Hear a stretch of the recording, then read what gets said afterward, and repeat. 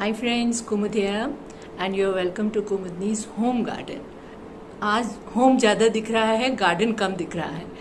Anyway friends, आज का topic बहुत ही इम्पॉर्टेंट है और जो कि हमारे गार्डन में जो स्लग्स और स्नेल्स और कीट पतंगे और दुनिया भर के कीड़े जो हमारे गार्डन को ख़राब करते हैं उनके ऊपर है कि उनको हम कैसे ढूंढें और कैसे उनको अपने गार्डन से भगाएं या उनको मारें.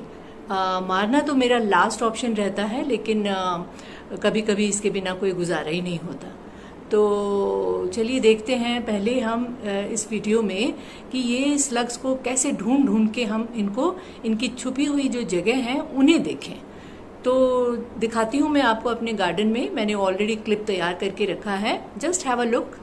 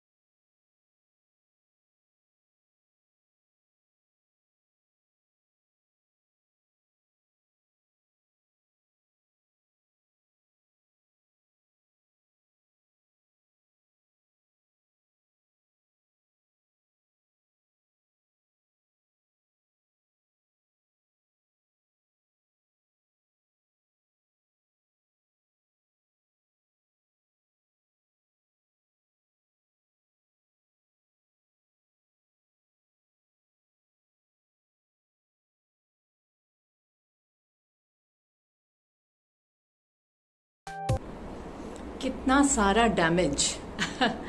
अब हम देखेंगे कि इसको हमें कंट्रोल कैसे करना है।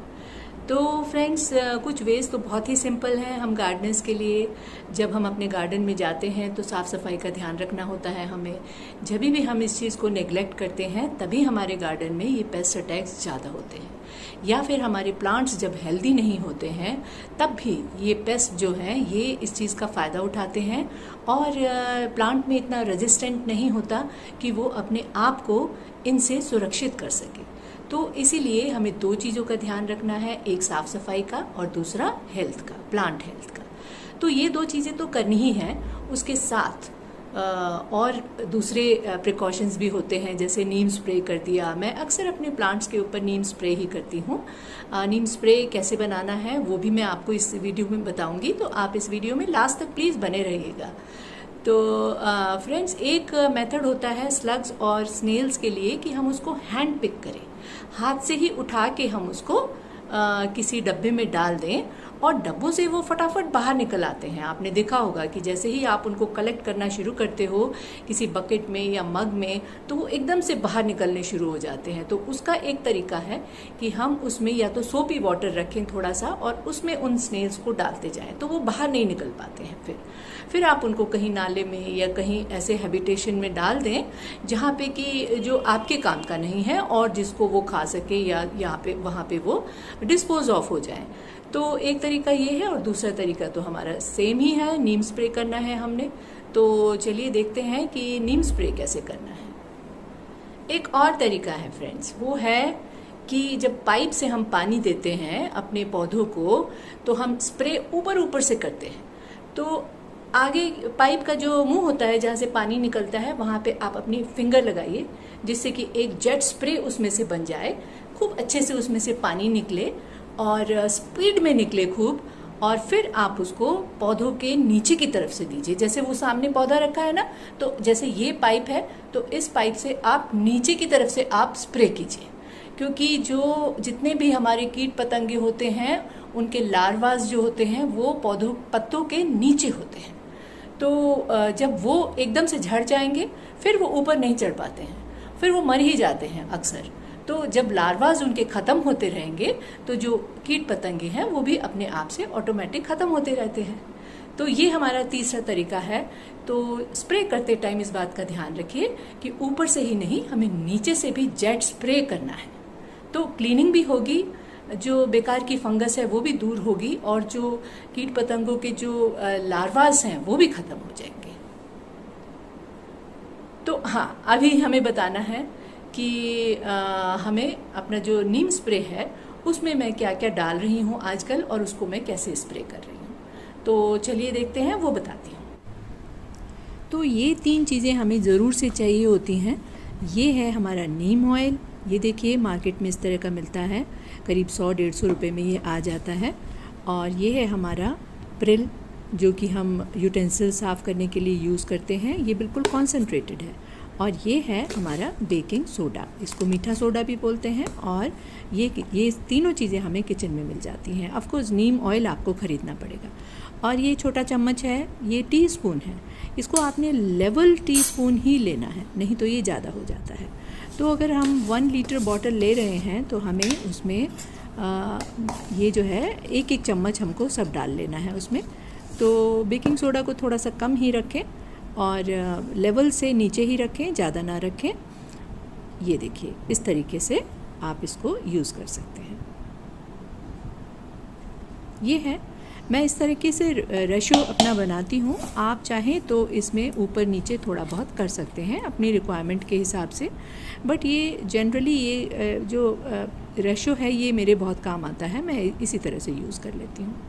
तो लेवल कैसे बनाना है, लेवल स्पून, ये देखिए गिरे भी ना उसमें से और अंदर भी रहे, और इतना ही आपको लेना है। ये ज़्यादा नहीं होना चाहिए। इसको मैं वापस डाल देती हूँ क्योंकि मैंने ऑलरेडी अपनी बॉटल 2 लीटर की बना के तैयार रखी हुई है। ये भी प्रिल भी आपने इसी तरीके से लेना है। ये देखिए बिल्कुल कॉन्सेंट्रेटेड है, इसलिए इसको भी ज़्यादा नहीं लेना है। बस इसी में लेवल टीस्पून आपने तीनों चीज़ें ले लेनी है।